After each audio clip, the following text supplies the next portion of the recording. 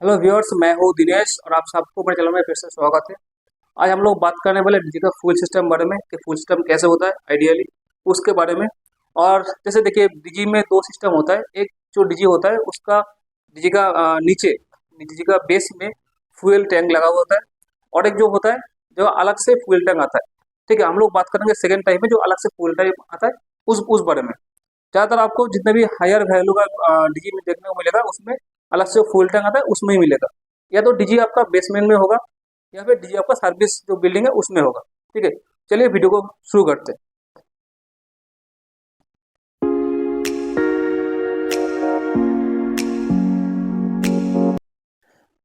तो देखिए, डीजी का जो फ्यूल सिस्टम है वो फ्यूल डीजी डीजी में कहाँ आता है, पहली बात तो है हर एक जितना भी प्रेमिसिस होता है वो प्रेमिसिस में डीजल यार्ड नाम का एक जगह होता है, तो बोलते हैं एचएसडी यार्ड।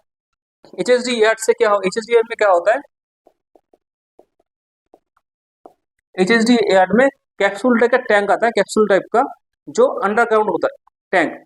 और उस टैंक से डीजल लेने के लिए और डीजल को डीजी तक, मतलब जो अलग से टैंक यूज होता है उस टैंक तक, सर्विस टैंक जो है उसमें भेजने के लिए यूज होता है पंप। तो यहाँ पर यूज होता है पंप। ये पंप क्या करता है, ये पंप डीजल को भेजता है जो सर्विस के लिए, जो डेली यूज के लिए जो टैंक होता है उस टैंक में भेजता है, जिसको बोलते हैं डे टैंक। इसको फ्रेंड्स क्या बोलते हैं, इसको बोलते हैं डे टैंक। तो डीजल एचएसडी एयर से पंप थ्रू आता है डे टैंक में। डे टैंक कैसे होता है, उसका डिजाइन। डे टैंक आपका डे टैंक एक कंटेनर होगा, कंटेनर का नीचे से बेस लगा के जमीन से कुछ फीट ऊपर, मान लीजिए 2.5 फीट या 3 फुट ऊपर ऊपर डे टैंक का डे टैंक डे टैंक होता है। डे टैंक में कितना डीजल है वो देखने के लिए यहाँ पर एक गेज लगा हुआ होता है। कितना डीजल है वो देखने के लिए यहाँ पर एक ट्रांसपेरेंट गेज लगा हुआ होता है। कैसे गेज, एक ट्यूब, एक नॉर्मल सा ट्यूब, और जिसमें ट्यूब जिसमें का जिसका साइड में वो मार्किंग होगा कितना लीटर लीटर डीजल है। क्योंकि एज पर जो पानी का रूल्स है कि पानी अपना सेम लेवल तक पहुंचने का कोशिश करता है। तो अगर इसमें इतना सा डीजल होगा तो ऑटोमेटिकली ये जो गेज है वो भी इतना ही तक ही इंडिकेट करेगा। तो उससे हम लोग देख सकते हैं हर रोज रोज का कि टैंक में कितना डीजल अभी बचा हुआ है, वो हम लोग देख सकते हैं, वो रिकॉर्ड कर सकते हैं उसलिए। दूसरा चीज, ये पर एक सेंसर यूज होता है जो कनेक्शन होता है बीएमएस से। वो क्या होता है, वो डिजिटली जो बीएमएस में बैठ रहा है वो डिजिटली भी चेक कर सकता है कि उसमें कितना डीजल अभी बचा हुआ है। लेकिन कभी कभी ये सिस्टम फॉल करता है, मेलफंक्शनिंग करता है, एक्यूरेसी नहीं आता है। तो उसके लिए सबसे बेस्ट जो है वो है फिजिकली ये वाला लेवल चेक कर लेना। दूसरा है डीजी का जो बेस होता है, डीजी का बेस, सॉरी डे टैंक का जो बेस होता है, डे टैंक का बेस में भी एक सेकेंडरी कंटेनर होता है। सेकेंडरी कंटेनर क्या है, अगर डीजल टैंक जो डे टैंक है अगर वो कभी भी लीक हुआ तो जो सेकेंडरी कंटेनर होगा तो सारा डीजल, मतलब अगर ये 1000 लीटर का आता है तो 1000 लीटर कैपेसिटी का डीजल होल्ड करने के लिए ये बार भी सेकेंडरी एक टैंक होगा 1000 का। क्यों होगा, अगर डीजल लीक करे तो डीजल इस टैंक में ही रहे, डीजल बाहर ना जाए, तो हम लोग वो डीजल को फिर से यूज कर सकते हैं। दूसरा चीज है, डीजल हाईली फ्लेमेबल मटेरियल है, अगर ये बाहर की तरफ फैलता है तो इंसिडेंट होने का चांस है। तो एक तो रिस्क फैक्टर, दूसरा है कॉस्ट सेविंग, दोनों के लिए यूज होता है सेकेंडरी टैंक।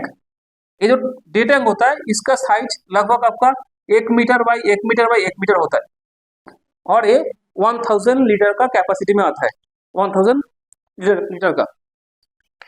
लेकिन फ्रेंड्स इसमें कभी भी फुल डीजल नहीं रखा जाता है। 1000 का कैपेसिटी होता है, लेकिन 900 से 950 इतना ही डीजल यहाँ पर यूज किया जाता है, फुल नहीं होता है। चलिए आगे बढ़ते हैं। डीजल टैंक का जो हाइट होगा जमीन से जो डीजल टैंक का हाइट होता है वो हमेशा जहाँ पर डीजी इंस्टॉल किया हुआ है उस डीजी का हाइट से थोड़ा ज्यादा होता है। डीजी का जहाँ पर पंप लगा हुआ है, बेसिकली जो सक्शन पंप है डीजी का, जिस पंप का थ्रू डीजल पूरा डीजी में सपोर्ट करता है, वो उस पंप का जो हाइट होगा उस हाइट से डे टैंक का हाइट थोड़ा ज्यादा होता है, ताकि by gravity force diesel pump तक पहुंच जाए। उस लिए। तो इधर से मेरा एक लाइन जाता है और यहाँ पर होता है यूज, पहले एक फिल्टर यूज होता है।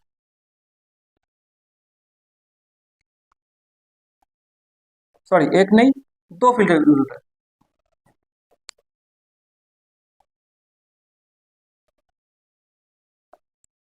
इसको बोलते हैं वाटर सेपरेटर।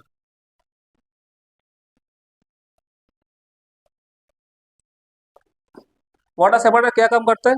देखिए, जो डीजल एयर से पंप थ्रू आ रहा है डे टैंक में, डे टैंक से फिर बाई ग्रेविटी फोर्स जो डीजल जा रहा है, तो इसमें अगर कभी भी इसमें पानी का कुछ ड्रॉपलेट इसमें अगर मिक्स रहेगा, अगर पानी रहेगा डीजल में, तो वो पानी को सेपरेट करने के लिए यूज होता है वाटर सेपरेटर। इसमें फ्रेंड्स कुछ नहीं होता है, इसमें एक फिल्टर फिल्टर होता है।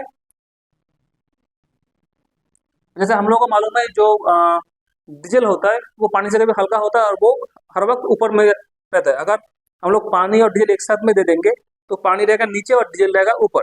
तो उस लॉजिक से पानी नीचे की तरफ चला आता है और इधर पे एक पिन टाइप का होता है, मतलब एक घुमाने वाला पिन टाइप का होता है। वो घुमाने से क्या क्या होता है, जैसे जितने पानी का ड्रॉपलेट है वो निकल के चला आता है। फिर इधर से जो जाता है इधर पे आता है,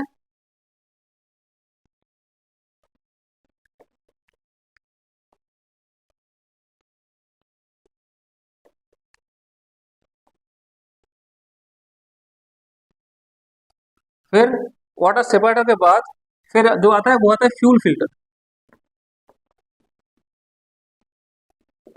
मान लीजिए कि एचएसडी यार्ड से या फिर डे टैंक से अगर टैंक का कुछ भी रस्ट, कुछ भी जंग जो है और वो फिल्म के साथ मिक्स्ड हो गया, तो वो सेपरेट करने के लिए यूज होता है फ्यूल फिल्टर।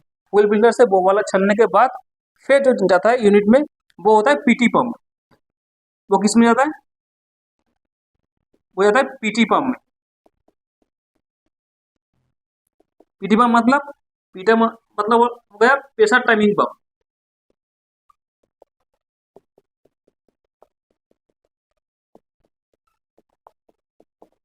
मतलब ये पंप जो है वो प्रेशर भी मेंटेन करता है और जो टाइमिंग है, मतलब टाइमिंग जो कैमसेट का टाइमिंग है उसके साथ भी ये मेंशन करता है, मतलब मेंटेन करता है कितना फ्यूल सर्किट में जाना चाहिए।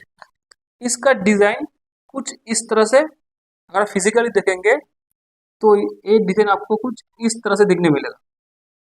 ठीक है, ये जो पोर्शन है इसको बोलते हैं गवर्नर। पंप में गवर्नर क्या करता है? गवर्नर जो फायर जो फायर का जो कंट्रोल पैनल है इंजन का, उसमें गवर्नर कनेक्शन रहता है।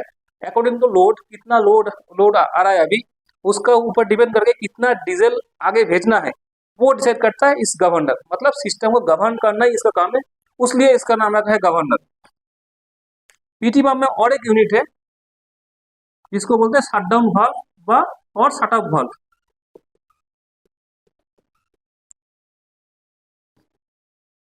शट ऑफ वाल्व क्या काम करता है? अगर डीजी ऑफ ऑफ हो जाए, अगर डीजी चलते चलते डीजी ऑफ हो जाए, तो जो फ्यूल ऊपर का सर्किट में है, मतलब जो फ्यूल कॉमन ड्रेल में, जो फ्यूल सिलेंडर में है, वो फ्यूल वापस ना आ जाए, वो प्रिवेंट करने के लिए, वो प्रेशर रोकने के लिए यूज होता है शट ऑफ वाल्व। इसमें एक सोलोनेट वाल्व होता है, जैसे ही डीजी चलता है तो सोलोनेट वाल्व ऑन हो जाता है और जो फ्यूल है वो पंप थ्रू आगे की तरफ जट जाता है। जैसे डीजी ऑफ होता है, सोलोनेट वाल्व ऑफ हो जाता है। ऑफ होने से क्या होता है, ये वाला सर्किट और ऊपर वाला सर्किट ये दोनों कट ऑफ हो जाता है। तो ऊपर का जो फ्यूल है वो ऊपर ही रहता है और जो नीचे का फ्यूल है वो नीचे ही रहता है। सारा वाला काम बस यही है। इसके बाद एक यूनिट आता है उसको बोलते हैं कॉमन ड्रिल। इसको बोलते हैं कॉमन ड्रिल। कॉमन ड्रिल में बहुत सारा आपको पाइप देखने को मिलेगा, एक साथ 7 पाइप आपको देखने को मिलेगा नॉर्मली। कॉमन ड्रिल में क्या होता है, एक तो जो पंप ये से डीजल को भेज रहे हैं वो जा रहा है कॉमन ड्रिल में। कॉमन ड्रिल से भी और एक रिटर्न लाइन आता है पीटी पंप में। ये क्यों होता है? अगर किसी भी रीजन से अगर ये वाला सर्किट काम नहीं करता है, फ्यूल काम नहीं करता है, तब पंप तो ऐसे घूमता रहेगा। तो पंप को तब डीजल देने के लिए जो भी थोड़ा बहुत डीजल बचा हुआ होता है वो वापस इस लाइन से पंप में आ जाता है और पंप फिर से इसको सर्कुलेट करता है। ये होता है ये वाला काम। और सर्किट कहाँ पर जाता है? अगर आप डीजी का ऊपरी हिस्से में चले जाएंगे तो आपको जो सिलेंडर हेड है, मतलब जो पिस्टन का जो हेड है, अगर 16 सिलेंडर का आपका इंजन है तो आपको दो अलग अलग साइड में 8 8 करके आपको दो हेड दिखने को मिलेगा। मान लीजिए कि ये मेरा एक हेड है जिसमें 8 सिलेंडर है। मान लीजिए हमारा एक हेड 8 सिलेंडर, ये दूसरा हेड है, इसमें भी 8 सिलेंडर है।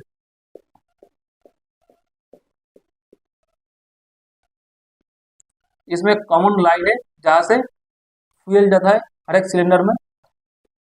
सिलेंडर में मतलब फ्रेंड्स हर एक इंजेक्टर में। अगर मेरा 8 सिलेंडर है तो 8 मेरा इंजेक्टर रहेगा, तो 8 इंजेक्टर में मेरा फ्यूल चाहिए, क्योंकि मेरा फ्यूल नहीं होगा तो इंजेक्टर फ्यूल जो एयर कंप्रेस होगा उसमें फ्यूल कैसे देगा, तो फ्यूल चाहिए। तो वो फ्यूल जाता है कॉमन रेल से। मैं इसको लिख दे रहा हूँ, एक कॉमन रेल।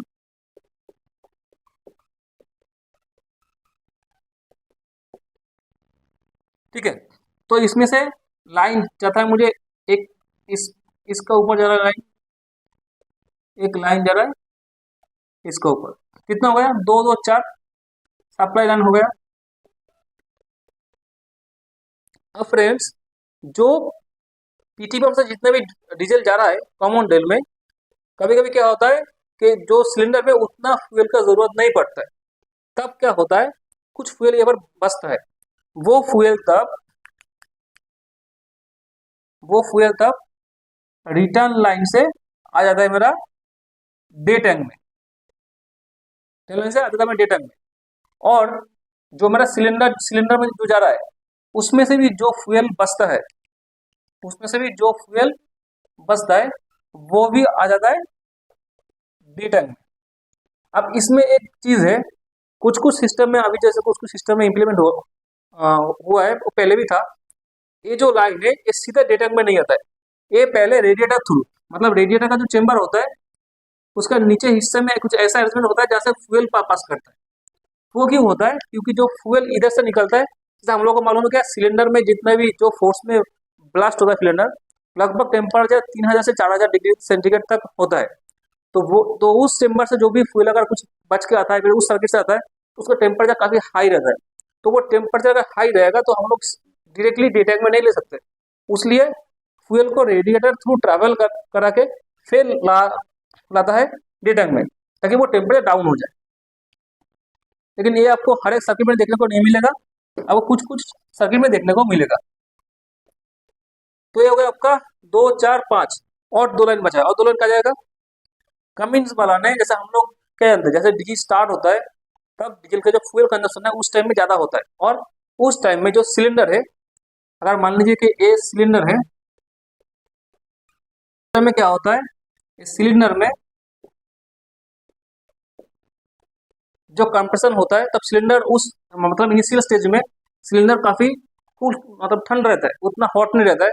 तो जो यहाँ पर ब्लास्ट होना था, जितना पावर जनरेट हुआ था, तब सिलेंडर उतना गर्म ना होने की वजह से जो फ्यूल का सप्लाई होता है, तो वो फ्यूल पूरा पूरा मतलब वो फ्यूल जलता नहीं है। उसलिए क्या होता है, जो व्हाइट स्मोक आता है, तो वो व्हाइट स्मोक का एक प्रॉब्लम आता है। उसको प्रिवेंट करने के लिए कमिंस वाला ने इन्वेंट किया एक यूनिट का, जिसको बोलते हैं एसटीसी, मतलब स्टेप टाइमिंग कंट्रोल। उसका डिजाइन कुछ इस तरह से होता है। मान लीजिए कि एक यूनिट है एसटीसी, इसका अंदर एक वाल्व टाइप का होता है।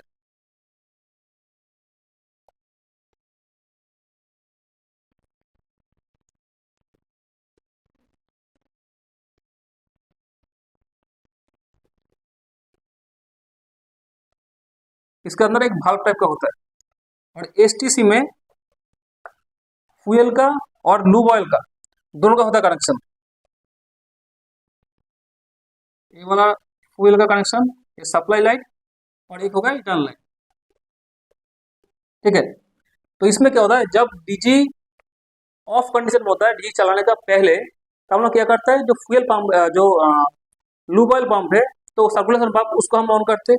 तब क्या होता है, तब लूब ऑयल इस रूट से सीधा ट्रैवल करता है और जाता है हर एक सिलेंडर में, हर एक सिलेंडर में जाता है।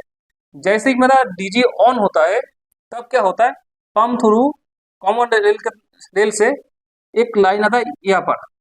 और हम लोग क्या मालूम, जैसे हम लोग जानते हैं कि जो लूब ऑयल जो फ्यूल सप्लाई होता है उसका जो प्रेशर होता है वो लगभग 1 kg का होता है, ठीक है। तो वो क्या करता है, जैसे ही ये वाला प्रेशराइज करता है तो ये जो वाल्व है ये आगे की तरफ चला आता है। ये आगे की तरफ चलाने से क्या होता है, ये जो लूब ऑयल सप्लाई है ये सप्लाई कट ऑफ हो जाता है। मतलब जब डीजी चलने लगता है तब लूब ऑयल सिलेंडर में जाता नहीं है, उसका पहले लूब ऑयल जाता है। वो लूब ऑयल क्या काम करता है, मान लीजिए कि ये वाला इंजेक्टर पिन है, तो इसका अंदर का जो डिजाइन कुछ इस तरह से होता है,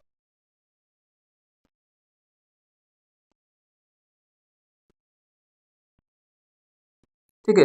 ये हो गया फ्यूल का, जो फ्यूल सप्लाई आता है, फ्यूल आता है इस पोजीशन में, फ्यूल फ्यूल का लाइन इस पोजीशन में होता है। और जो लूब ऑयल आता है, लूब ऑयल का लाइन आता है इस पोजीशन में। अब क्या होता है, ये तो कैम से होता है कनेक्ट, जैसे ही डीजे ऑन होता है तब ये वाला नीचे की तरफ आता है, आने से ये इसका ऊपर पंच करता है और ये नीचे जब भी आता है जितना फोर्स से आता है तो फ्यूल उतना फोर्स से सिलेंडर में निकल के आता है, ठीक है। तो इसमें क्या होता है, जब डीजे ऑफ रहता है तब इसका अंदर फ्यूल आगे भरा हुआ होता है। तो जैसे फ्यूल इसका ना बढ़ता है तो ये थोड़ा नीचे की तरफ एक्स्ट्रा आ जाता है। तो उसमें क्या होता है, उसमें जो कप है वो कप का जो साइज है, वो जो गैप है वो गैप थोड़ा कम हो जाता है। उससे सुविधा क्या होता है, जो फ्यूल सप्लाई है फ्यूल यहाँ पर कम आता है। तो जो इनिशियल स्टेज में मैंने जैसे बोल रहा था, जैसे तब फ्यूल का जरूरत ज़्यादा होता है और ठीक से फ्यूल बर्न नहीं होता है तो व्हाइट स्मोक आता है। तो वो प्रिवेंट करने के लिए ये सिस्टम है, जैसे ही यहाँ पर लूब ऑयल का एंटर होता है तो एक कप का जो साइज है छोटा हो जाता है और इसमें फ्यूल जब आता है वो कम आता है। तब फ्यूल कम आता है तो फ्यूल इसका स्प्रे भी कम होगा, स्प्रे कम कम होगा तो फ्यूल जो बर्निंग है, जो जितना फ्यूल कम होगा और जो इनिशियल जो बर्निंग है वो उतना कम फ्यूल में उसका बर्न हो जाएगा और जो व्हाइट स्मोक है वो डीजी में नहीं आएगा। तो इसमें डीजी का जो वारंटी है वो भी बढ़ेगा, डीजी का एफिशिएंसी भी बढ़ेगा। तो जैसे ये नीचे प्रेस करता है ये चला जाता है नीचे में, और जो फ्यूल जो लूब ऑयल होता है वो इस रूट से निकल के बाहर आता है। बाहर कहाँ आ जाता है, जो लूब ऑयल का सर्किट है, जो पिस्टन के लिए जो पिस्टन को लुब्रिकेट करने का सर्किट है, उस सर्किट में ये लूब ऑयल फिर से जगह मतलब मिक्स हो जाता है और उस सर्किट के तरफ से वो फ्लो करने लगता है। तो फ्रेंड्स ये वाला है एसटीसी, इसको बोलते हैं स्टेप टाइमिंग कंट्रोल।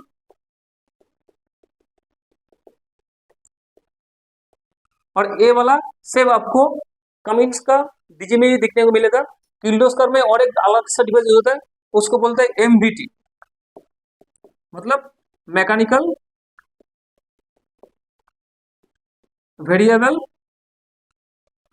टाइमिंग, ठीक है। ये वाला यूनिट यूज होता है किर्लोस्कर में और कमिंस में यूज होता है एसटीसी। तो फ्रेंड्स यही है फ्यूल सर्किट का बेसिक जो फंडा, वो यही है। अगर जहाँ पर बेसमेंट में टैंक लगा होगा उसमें भी इधर से सेमी सर्किट है, सॉरी इधर से सेमी सर्किट है, सिर्फ उसका जो टैंक का अंदर में एक अलग से एक स्टेनर और एक फिल्टर लगा हुआ होता है, वो मैं दूसरा एक वीडियो में उसको ऊपर बना दूंगा, थोड़ा बहुत छोटा वीडियो होगा। तो अगर आपको ये वीडियो अच्छा लगा तो प्लीज़ मेरा चैनल को सब्सक्राइब कर दीजिए और वीडियो को शेयर कीजिए। तो आज के लिए इतना ही, नमस्ते।